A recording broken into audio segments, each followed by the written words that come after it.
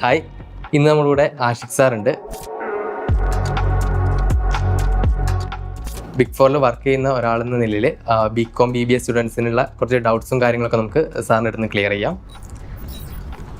Sir, big four പോലുള്ള key ഓർഗനൈസേഷനിൽ BCom കഴിഞ്ഞവർക്ക് opportunity ഉണ്ടോ? ഉണ്ടെങ്കിൽ എന്തൊക്കെ സ്കിൽസാണ് അവിടെ ആവശ്യമായിട്ടുള്ളത്? ഓഫ് കോഴ്സ് ഓപ്പർച്യൂണിറ്റീസ് ഉണ്ട്. ഒരു ബികോം ഗ്രാജുവേറ്റ് എന്നുള്ള രീതിയിൽ നമ്മൾ ബിഗ് ഫോർ ഓർഗനൈസേഷൻ ഇപ്പോൾ വളർന്നുകൊണ്ടിരിക്കുന്നതാണ്. അപ്പോൾ അവർക്ക് അത്രയും ബികോം ഗ്രാജുവേറ്റ്സ് അല്ലെങ്കിൽ BBA ഗ്രാജുവേറ്റ്സ് ക്വാളിഫൈഡ് ആയിട്ടുള്ള ആൾക്കാരെ ആവശ്യമുണ്ട്. ബട്ട് അതേസമയം അവരുടെ സ്കില്ലും കൂടെ അവർ നോക്കുന്നുണ്ട്. ഒരു 2-3 സ്കിൽസ് മെയിനായിട്ട് നമ്മൾ നോക്കുന്നത്.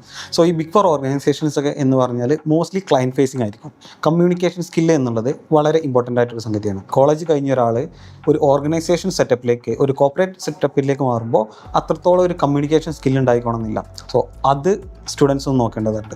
അതുപോലെ രണ്ടാമത്തെ ഒരു കാര്യമാണ്, മോസ്റ്റ്ലി നമ്മളെ ബിഗ് ഫോർ ഓർഗനൈസേഷൻസ് MS മൈക്രോസോഫ്റ്റിൻ്റെ ടൂൾസാണ് ഉപയോഗിക്കുന്നുണ്ടാവുക. Word, Excel, PPT. ഇപ്പോൾ നമ്മൾ എന്തെങ്കിലും ഒരു റിപ്പോർട്ട് ജനറേറ്റ് ചെയ്യുന്നതാണെന്നുണ്ടെങ്കിൽ അത് മോസ്റ്റ്ലി എക്സൽ ഫോർമാറ്റിലായിരിക്കും.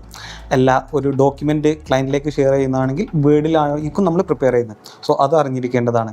ഇനി നമ്മൾ ക്ലയൻറ്റിലേക്ക് ഒരു പ്രസൻറ്റേഷനാണ് കൊടുക്കുന്നതെന്നുണ്ടെങ്കിൽ അത് PPT ഫോർമാറ്റിലായിരിക്കും. സോ ഈ 3 മോസ്റ്റ്ലി നമ്മൾ യൂസ് ചെയ്യുന്ന on A daily basis use ചെയ്യുന്ന MSൻ്റെ ടൂൾസ് നമ്മൾ നല്ല രീതിയിൽ അറിഞ്ഞിരിക്കുന്നത് ഉപകാരപ്പെടും. സോ മൂന്നാമതായിട്ട് ഇപ്പം നമ്മളൊരു പുതിയൊരു ഗ്രാജുവേറ്റ് നമ്മൾ ഓർഗനൈസേഷനിലേക്ക് ജോയിൻ ചെയ്യുമ്പോൾ എല്ലാം അറ്റ് ഫസ്റ്റ് ഡേ നമ്മൾ എക്സ്പെക്റ്റ് ചെയ്യുന്നില്ല. സോ അവരെത്രത്തോളം ലേൺ ചെയ്യാൻ, പഠിക്കാൻ, ഗ്രോ ചെയ്യാൻ റെഡിയാണെന്നുള്ളത് നമ്മൾ നോക്കുന്നുണ്ട്. അതുപോലെ തന്നെ അവർക്കുള്ള ഓപ്പർച്യൂണിറ്റീസും അവിടെ ഉണ്ട്. അവരെ എങ്ങനെ സെൽഫ് ഡെവലപ്മെൻറ്റ് ചെയ്യാം, അവരുടെ സ്കില്ല് എങ്ങനെ ഇമ്പ്രൂവ് ചെയ്യാം, ഈ കാര്യങ്ങളെല്ലാം നമ്മൾ ഓൾറെഡി കോഴ്സായിട്ട് പ്രൊവൈഡ് ചെയ്യുന്നുണ്ട്. ഇപ്പോൾ ഈ 3 സ്കിൽസ്, ഒരു കമ്മ്യൂണിക്കേഷൻ നല്ല രീതിയിലുള്ള ഒരാളാണെന്നുണ്ടെങ്കിൽ, ടൂൾസ് യൂസ് ചെയ്യാൻ അറിയുന്ന ഒരാളാണ്, നല്ല രീതിയിൽ നിങ്ങൾ ഇതെല്ലാം പഠിക്കാൻ ആപ്റ്റായിട്ടുള്ള ഒരാളാണ്, നിങ്ങൾ ഇതിൽ ഇൻട്രസ്റ്റഡ് ആണെന്നുണ്ടെങ്കിൽ യു ഹാവ് ഓപ്പർച്യൂണിറ്റീസ്. അപ്പോൾ ഒരു എംപ്ലോയി എക്സൽ അറിഞ്ഞിരിക്കേണ്ടതിൻ്റെ ഇമ്പോർട്ടൻസ് എന്തൊക്കെയാണ്? സോ ഒരു എംപ്ലോയിനെ സംബന്ധിച്ചിടത്തോളം ഒരു ഓഫീസ് വർക്കാണ് നിങ്ങൾ ചെയ്യുന്നതെന്നുണ്ടെങ്കിൽ എക്സൽ എന്നുള്ളത് നിങ്ങൾക്ക് ഒഴിച്ചുകൂടാൻ പറ്റാത്ത ഒരു ടൂളാണ്. നിങ്ങൾ ഡെയിലി ബേസിസിൽ ഈ എക്സൽ യൂസ് ചെയ്യുന്നുണ്ട്. നിങ്ങളൊരു ബിഗ് ഫോറിൽ വർക്ക് ചെയ്യുന്ന ഒരാളാണ്, അല്ലെങ്കിൽ നിങ്ങൾ ഏതൊരു ഓർഗനൈസേഷനിൽ വർക്ക് ചെയ്യുന്ന ഒരാളാണെന്നുണ്ടെങ്കിലും എക്സൽ എന്നുള്ളത് നിങ്ങൾക്ക് ഇമ്പോർട്ടൻസ് ആണ്. എസ്പെഷ്യലി നിങ്ങളൊരു ബിഗ് ഫോറിൽ വർക്ക് ചെയ്യുന്ന ഒരാളാണെന്നുണ്ടെങ്കിൽ മോസ്റ്റ്ലി നിങ്ങൾക്ക് ക്ലയൻറ്റ് ഫേസിങ് റോളായിരിക്കും. മോസ്റ്റ്ലി നമ്മളെ MNCs ആയിരിക്കും ക്ലയൻറ്റ് ഉണ്ടാകുന്നത്. സോ അവരെ ബിസിനസ് എന്നുള്ളത് നമ്മളെ പേപ്പറിലോ ബുക്കിലായിരിക്കില്ല ബിസിനസ് റൺ ചെയ്യുന്നത്.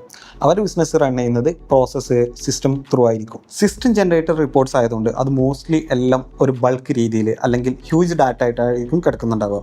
അത് കുറേ സമയം എടുത്തിട്ട് ടൈം സ്പെൻഡ് ചെയ്തിട്ട് റിപ്പോർട്ട് ജനറേറ്റ് ചെയ്യുന്നതിന് പകരം നിങ്ങൾ സ്മാർട്ടായിട്ട് പവർ ക്വയറി, പവർ PIT പോലുള്ള ടൂൾസ് ഉപയോഗിച്ചിട്ട് എത്രയും ഫാസ്റ്റായിട്ട് നിങ്ങൾ ഒരു വർക്ക് കംപ്ലീറ്റ് ചെയ്യുന്നു, അവിടെ നിങ്ങൾ റെക്കഗ്നൈസ് ചെയ്യും.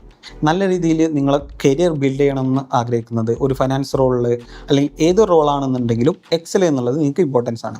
സോ അതുകൊണ്ട് എത്രത്തോളം അഡ്വാൻസ് ടൂൾസും കാര്യങ്ങളും ഉപയോഗിച്ചിട്ട് നമ്മളെ ടൈം കുറക്കുന്നോ അല്ലെങ്കിൽ ഓട്ടോമേഷൻ ചെയ്യാൻ പറ്റുന്നോ അത്രത്തോളം നമുക്ക് ടൈം ഒപ്റ്റിമൈസ് ചെയ്യാൻ പറ്റും. അതുപോലെ തന്നെ നല്ല രീതിയിൽ ഗ്രോത്ത് കിട്ടും. ഇപ്പോൾ ബികോം കഴിഞ്ഞിട്ട് ഉടൻ തന്നെ നേരിട്ട് ജോലിയിൽ കയറുന്ന ആളുകളുണ്ട്. അവർ നേരിടുന്ന പ്രധാന പ്രശ്നങ്ങൾ എന്തൊക്കെയാണ്? സോ ഞാൻ മനസ്സിലാക്കിയെടുത്തോളം ഒരു ബികോം കഴിഞ്ഞിട്ട് ഒരു ഫ്രഷറായിട്ട് ഗ്രാജുവേറ്റ് ചെയ്തിട്ടുള്ള ഒരാൾ ജോലിയിലേക്ക് ഇറങ്ങുമ്പോൾ നമ്മളെ കോളേജ് ടു കോർപ്പറേറ്റ് എന്നുള്ളൊരു ട്രാൻസിഷൻ അത് നല്ലൊരു ഗ്യാപ്പായിട്ടാണ് എനിക്ക് മനസ്സിലായിട്ടുള്ളത്. മെയിൻലി എനിക്ക് മനസ്സിലായിടത്തോളം നമ്മളെ കറൻറ്റ് എഡ്യൂക്കേഷൻ സിസ്റ്റം എന്നുള്ളത് ഔട്ട്ഡേറ്റഡ് ആണ്. എന്താണ് ഒരു എംപ്ലോയർക്ക് വേണ്ടത്, ആ കാര്യങ്ങളൊന്നും നമ്മളെ കോളേജിലോ അല്ലെങ്കിൽ പുറത്തുനിന്നോ നമുക്ക് കിട്ടുന്നില്ല. പുതിയതായിട്ട് ജോയിൻ ചെയ്യുന്ന എല്ലാ ആൾക്കാരും ഈ ഒരു കാര്യങ്ങളൊന്നും അറിയാത്തതുകൊണ്ട് തന്നെ ഇൻ്റർവ്യൂ ക്രാക്ക് ചെയ്യാൻ പറ്റുന്നില്ല. ടെക്നിക്കൽ സ്കിൽസ് ആയിക്കോട്ടെ, സോഫ്റ്റ് സ്കിൽ ആയിക്കോട്ടെ, എംപ്ലോയർ എന്നുള്ള രീതിയിൽ അവരെ ഓർഗനൈസേഷനിലേക്ക് പുതിയതായിട്ട് ഒരാൾ വരുന്നതാണെന്നുണ്ടെങ്കിൽ ഈ പെർട്ടിക്കുലർ സ്കിൽസ് എല്ലാം നോക്കുന്നുണ്ട്.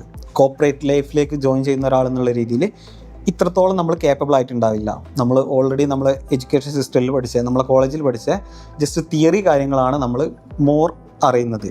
പ്രാക്ടിക്കൽ ആയിട്ടുള്ള നോളജ് നമ്മൾ അക്വയർ ചെയ്തിട്ടില്ല. സോ ഒരു എംപ്ലോയറിനെ സംബന്ധിച്ചിടത്തോളം ഇങ്ങനെയുള്ള ഒരാളെ ഒരു അറ്റ്ലീസ്റ്റ് 6 months ട്രെയിൻ ചെയ്തെടുക്കുന്നുണ്ട്.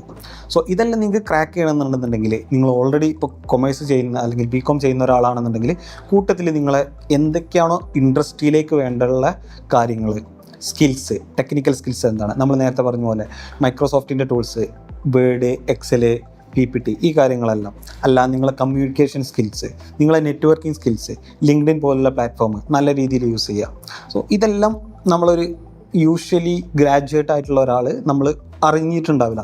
നമ്മളൊരു വൺസ് കോർപ്പറേറ്റിൽ എൻ്റർ ചെയ്താൽ മാത്രമേ കാണുന്നതായിട്ടുള്ളൊരു കാര്യങ്ങളാണ് എനിക്ക് മനസ്സിലായിട്ടുള്ളത്. സോ നിങ്ങളൊരു കോർപ്പറേറ്റ് ലൈഫ് ലാഡർ നോക്കുന്ന ഒരാളാണെന്നുണ്ടെങ്കിൽ നിങ്ങളെ കോർ സ്കിൽസ് ആയിട്ടുള്ള ഈ ടെക്നിക്കൽ സ്കിൽസും സോഫ്റ്റ് സ്കിൽസും നെറ്റ്വർക്കിംഗ് സ്കിൽസ് ഇതെല്ലാം ഒന്ന് ഇമ്പ്രൂവ് ചെയ്യേണ്ടതാണ്. സോ ഇതാണ് മോസ്റ്റ്ലി ഒരു first initial 6 months even new ആയിട്ട് ജോയിൻ ചെയ്യുന്ന ഒരാളും ഫേസ് ചെയ്യുന്ന ഇഷ്യൂസ്. അതേപോലെ തന്നെ എംപ്ലോയർ ഇവരെ മനസ്സിലാക്കാനും ട്രെയിൻ ചെയ്യാനും വേണ്ടിയിട്ട് എഫേർട്ട് ഇടുന്നത്. അതുപോലെ കേരളത്തിലെ കുട്ടികൾ അവർ അക്കാഡമിക്കലി എക്സലന്റ് ആണെങ്കിൽ പോലും അതിന് മാച്ചിങ് ആയിട്ടുള്ള ഒരു സാലറി അവരൊരു ജോലിയിൽ കയറുമ്പോൾ കിട്ടുന്നില്ല. അതിന്റെ കാരണം എന്തായിരിക്കും? സോ അതിന് ഞാൻ മനസ്സിലാക്കിയെടുത്തോളം ഒരു കാരണങ്ങളല്ല, പല കാരണങ്ങളുണ്ട്.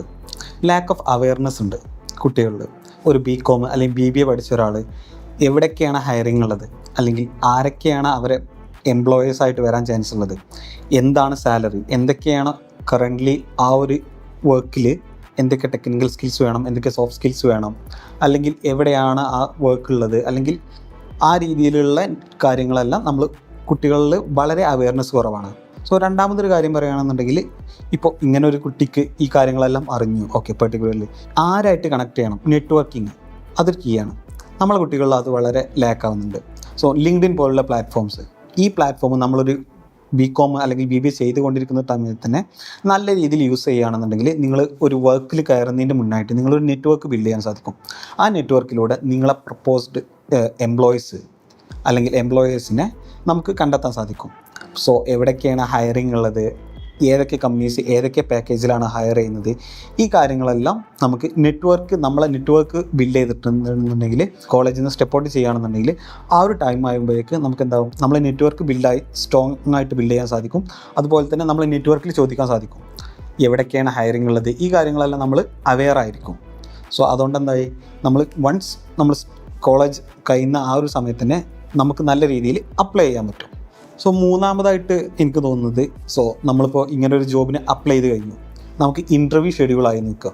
സോ ഇൻ്റർവ്യൂയർ എന്താ നോക്കുന്നത്, ഈ ഒരു പെർട്ടിക്കുലർ കാൻഡിഡേറ്റിന് എത്രത്തോളം സ്കിൽസ് ഉണ്ട്, എത്രത്തോളം നമ്മളെ ഓർഗനൈസേഷനിൽ അഡാപ്റ്റ് ചെയ്യാൻ പറ്റും, എത്രത്തോളം ആൾ ലേൺ ചെയ്യുന്നുണ്ട് എന്നുള്ള രീതിയിലാണ്. സോ അത് നോക്കുകയാണെന്നുണ്ടെങ്കിൽ നമ്മളെ സോഫ്റ്റ് സ്കിൽസ് ആണെങ്കിലും ടെക്നിക്കൽ സ്കിൽസ് ആണെന്നുണ്ടെങ്കിലും നമ്മൾ ജോലി കയറുന്നതിന് മുന്നായിട്ട് നമ്മൾ റെഡിയാക്കി ചെയ്യേണ്ടതുണ്ട്.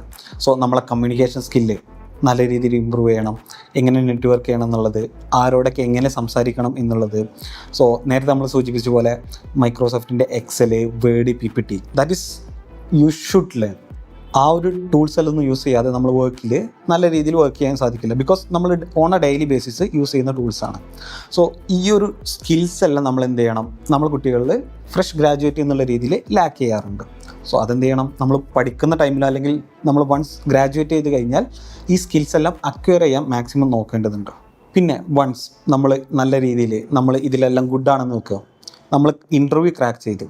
സോ ഇൻ്റർവ്യൂ നമ്മളെ ഇമ്പ്രസ് ചെയ്യാൻ സാധിച്ചു, ഈ പെർട്ടിക്കുലർ കാൻഡിഡേറ്റ് ക്രാക്ക് ചെയ്ത് കഴിഞ്ഞാൽ തന്നെ നെഗോസിയേഷനിൽ നമ്മളെ കുട്ടികൾ വളരെ ബാഡായിട്ടുണ്ട്. Negotiation what I means like ആ ഒരു പെർട്ടിക്കുലർ ജോബ് റോളിന് എന്താണ് ഇൻഡസ്ട്രിയിൽ സ്റ്റാൻഡേർഡ് പാക്കേജ് ഉള്ളത്. ചിലപ്പോൾ നമ്മളൊരു ജോബ് കിട്ടിയ എക്സൈറ്റ്മെൻറ്റിൽ എന്ത് ഒരു ലോവർ പാക്കേജിൽ നമ്മൾ ജോയിൻ ചെയ്യാൻ തയ്യാറാവും.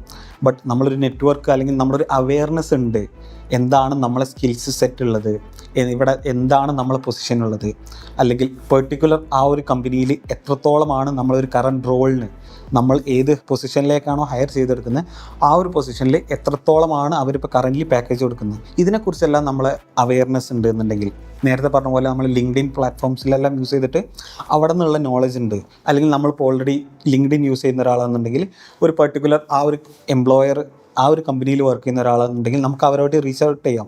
അവിടെ നമ്മളെ സെയിം കമ്മ്യൂണിക്കേഷൻ സ്കില്ല് അത് വേണം, എങ്ങനെ സംസാരിക്കണം എന്നുള്ള സ്കില്ല്, ഇതെല്ലാം യൂസ് ചെയ്തിട്ട് പുള്ളിക്കാരനോട് നല്ല രീതിയിൽ ഡിസ്കസ് ചെയ്തിട്ട് എത്രത്തോളമാണ് നമുക്ക് ഒരു പാക്കേജായിട്ട് കിട്ടുക എന്നുള്ളത് നമുക്കൊരു അണ്ടർസ്റ്റാൻഡിങ് ഉണ്ടാവണം. സോ ആസ് എൻ HR അവരെന്ത് ചെയ്യും, അവർ കോസ്റ്റ് എപ്പോഴും മിനിമലായിട്ട് കീപ്പ് ചെയ്യാൻ നോക്കും. നമ്മളെന്ത് ചെയ്യണം, നമ്മളെ വാല്യൂ എത്രത്തോളം ഉണ്ടെന്ന് നമ്മൾ സെൽഫ് അവെയർനെസ് ഉണ്ടാവണം. ഇൻഡസ്ട്രി സ്റ്റാൻഡേർഡ്സ് എന്താണ് അവർക്ക് പാക്കേജ് പ്രൊവൈഡ് ചെയ്യുന്നത്, ആ ഒരു പാക്കേജിൽ ആ ഒരു പൊസിഷനിൽ നമ്മൾ കയറാൻ നോക്കണം. ഇത് നമ്മളെ കുട്ടികളിൽ ലാക്കായിട്ടുണ്ട്. സോ ഇതിന് വേണ്ടിയിട്ട് നമ്മൾ ഈ രീതിയിലുള്ള നെഗോസിയേഷനും അവെയർനെസ്സും കാര്യങ്ങളെല്ലാം എടുക്കേണ്ടതായിട്ടുണ്ട്. സോ ഈ പറഞ്ഞ കാര്യങ്ങളെല്ലാം ഒരു ഫ്രഷ് ഗ്രാജുവേറ്റ് എന്നുള്ള രീതിയിൽ നമ്മൾ മനസ്സിലാക്കിക്കൊള്ളണമെന്നില്ല. നിങ്ങളിപ്പോൾ ഈ സെയിം ക്വസ്റ്റ്യൻ എന്നോട് ഞാൻ എൻ്റെ ഏർലി കരിയറിൽ ചോദിക്കുകയാണെന്നുണ്ടെങ്കിൽ I won't be able to answer. So ഒരു ഫ്രഷ് ഗ്രാജുവേറ്റ് എന്നുള്ള രീതിയിൽ കോർപ്പറേറ്റേക്ക് നോക്കുന്ന ഒരാൾക്ക് അത്രത്തോളം അവെയർനെസ് ഇല്ല. സോ അവെയർനെസ് ഉള്ള ആൾ എന്ത് ചെയ്യണം, ഈ കുട്ടികൾക്ക് പറഞ്ഞു കൊടുക്കണം. അത് ചില ടൈമിൽ ഈ കുട്ടികൾ ഒന്നില്ലെങ്കിൽ കുട്ടികൾ ആവശ്യപ്പെട്ടിട്ട് നമ്മളെ മെൻറ്ററിങ് എന്നുള്ള രീതിയിൽ ആരെങ്കിലും റീച്ച് ഔട്ട് ചെയ്യുക, എന്നിട്ട് അവരുടെ അടുത്ത് നിന്ന് എന്താണ് അവരെ എക്സ്പീരിയൻസ്, എങ്ങനെ ക്രാക്ക് ചെയ്യാം, എന്തൊക്കെ ടെക്നിക്കൽ സ്കിൽസ് വേണം എന്നുള്ള രീതിയിൽ മനസ്സിലാക്കണം. ഇതെല്ലാം മനസ്സിലാക്കിയിട്ട് എന്താണ് എങ്ങനെയാണ് ചെയ്യേണ്ടതെന്നുള്ള കറക്റ്റ് റോഡ് മാപ്പ് ഉണ്ടാക്കിയിട്ട് കുട്ടികൾ വൺസ് ഗ്രാജുവേറ്റ് ചെയ്ത് കഴിഞ്ഞാൽ ജോബ് ഓപ്പർച്യൂണിറ്റീസിനെ ആ രീതിയിലൊന്ന് അപ്രോച്ച് ചെയ്യേണ്ടതാണ്.